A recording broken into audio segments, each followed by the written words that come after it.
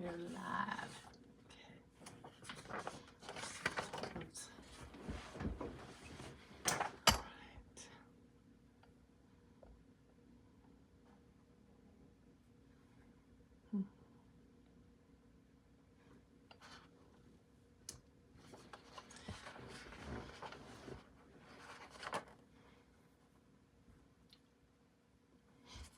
I'm just gonna wait a couple minutes and see who comes on here, and then I'll just do my thing anyway.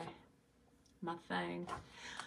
And I guess you're gonna get the beginning extra because I cut it out last time and people were confused. So I'm just gonna leave it the way it is.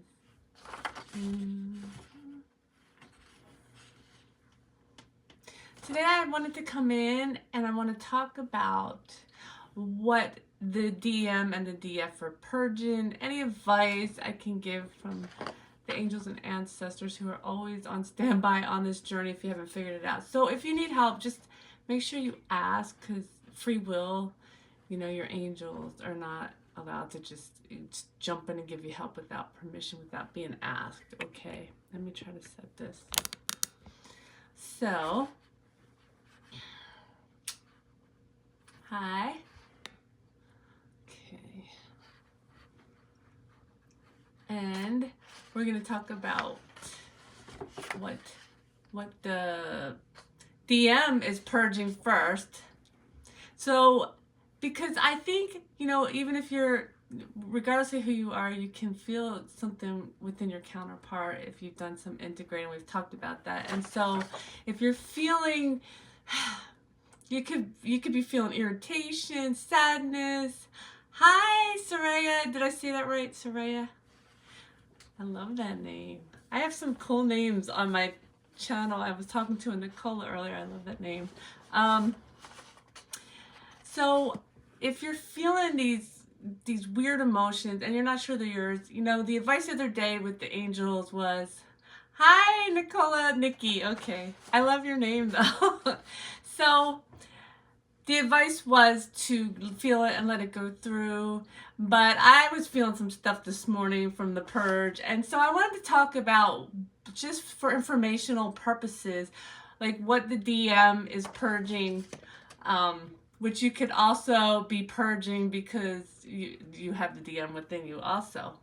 So the DM is purging the fears that have held him back, you know, which caused a lot of in and out behavior, the toxicity that he brought in with a lot of the ancestral healing, his need for approval, which often came through for some of you with them needing multiple partners. And I think the biggest thing that the DM is needing to purge really is the lack of self-esteem. And so, which we did too at some point. And so that causes all of the above. The DM is also purging control to an extent. And I just want to go into this real quick. The DM has spent his life in a very success-oriented position. He was very successful with partnerships in the 3D way, very successful, usually, not always, but business-wise. And he did what was expected of him, so he looked good. So letting go of control is an egoic thing that the masculine has to go through. It is a distorted masculine concept, right? Because they all kind of, they do what's expected of them so that they can have that macho ability.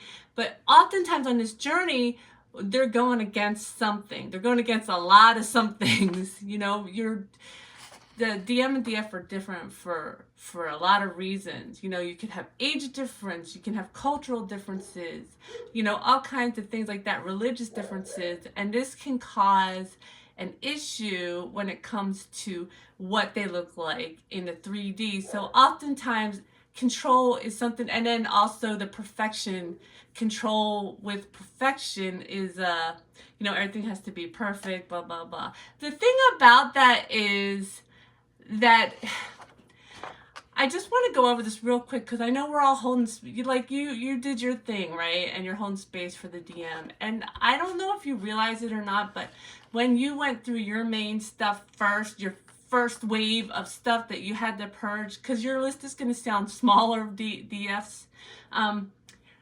Who held the space for you was your DM, but it was your DM's higher self. So you had a more perfect energy in the way that your DM's higher self is pure love and was not going through any of this purging and learning and dealing with stuff in a 3D. So now, where it seems like it's taken longer for the DM, I think part of the reason is that we're the ones holding the space for them for the most part, you know, and we're still going through some things, right?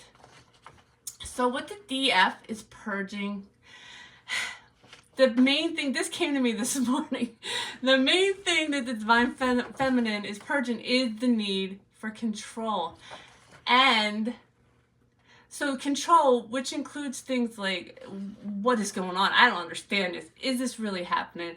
When is this really happening? Because, and I explained this earlier in a message, you know, number one, the Divine Feminine is supposed to be, or you are, if you're watching this, in your Empress mode, right? And the Empress understands that everything she desires comes to her in the perfect time. Number two, when you are noticing that something is not there, then you are keeping it away, law of attraction style. Like you are saying, I don't have this. I need this. I want this. Well, so my advice on that is you have inner union. So go into your inner union, pull that love energy out and sit in that love energy and hold on to it. Let it work for you. The thing, one of the biggest things that we're purging is the illusion of separation. So you know, when you're on this journey, one of the biggest things you learn when you integrate is that you're not really separate. You can't be separate from this other person because you feel them all the time. There's no real separation. I think another thing, I know I'm going a little off subject. I think another thing that you learn is how your actions and even your thoughts affect other people. Okay, I just got slowed down. How your actions and your thoughts and what you do affect other people, because everything that happens within the connection, well, you might have to watch the video again if you're a little lost, but I will slow down. Everything that happens within a connection affects your counterpart. Like I was talking about the other day, you know, if your counterpart hurts your feelings, and it hurts more than anyone else could ever hurt your feelings, of course, and it goes back to your counterpart, and it hurts them, and they come back and hurt you. What did they say? Hurt people, and you go back and forth. Thank you, Soraya. You go back and forth, and so you are seeing part of this connection is about how your energy, how your choices, how your actions affect other people, period. Not just your counterpart, okay? I think all of us have had third parties within the connection, and I don't mean sexual, third parties involved that have had to feel the pain of the connection. So you understand what you do reverberates out toward other people. So, okay, I want to talk about, yeah, well, you are in a high vibration. You can't not be in a high, when you do all this work and people worry because you're going to purge we're purging right now. So don't worry if you're crying that you're not in a high vibration, because your vibration can't go down. It can lower a little bit because you're dealing with something, but you've done all you need to do to bring your vibration clearer and higher. That's part of the journey.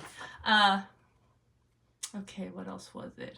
All right, don't get mad at me, but another thing that the DF is purging is this idea that she needs her masculine. And now I understand, I think it's funny because we come into this counterpart journey, most of us, and we know this. We know we don't need a man in our lives, right? But this is an illusion you bring on, I think, often with the ancestral healing is the thing. So it's an illusion you bring on. Yeah, that's what I wrote too. It's an ancestral thing, because historically, in order to survive, a woman needed a man in her life. And I have memories of a past, I know you all have past life memories with your counterpart, and one of mine is a lifetime where, you know, his family wouldn't let him. He was well to do. I think he was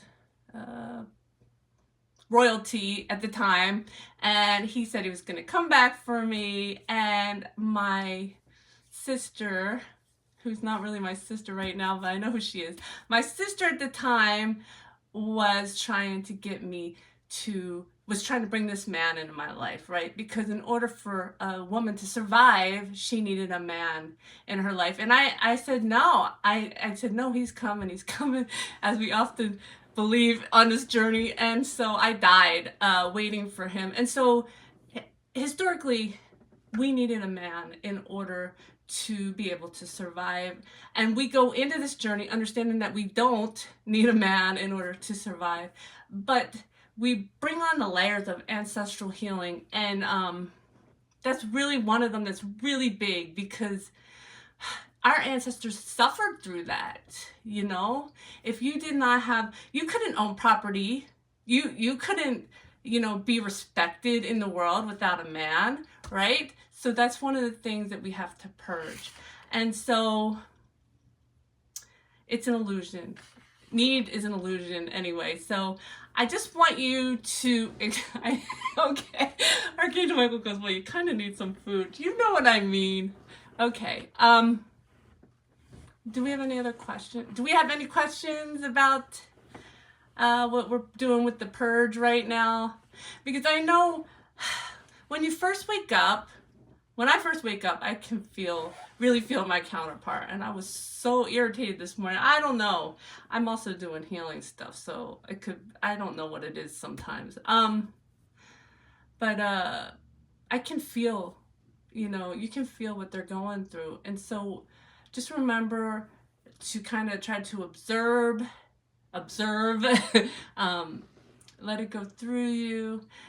Don't pull yourself back down. Do not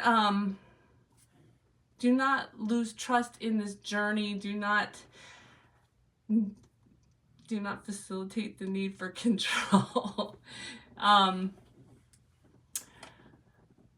I guess just keep doing what you're doing, because you're doing amazing things. I can feel the collective, and it's just amazing. It's amazing. There's kind of a, you know, it's a void. It's a void when you do stuff like you go into a purging. When you know that there's movement forward, and then the universe says, hold on. You know, you have to take the time and get this energy out of your energy field. You can't bring this energy to your counterparts. So we're going to purge this energy out.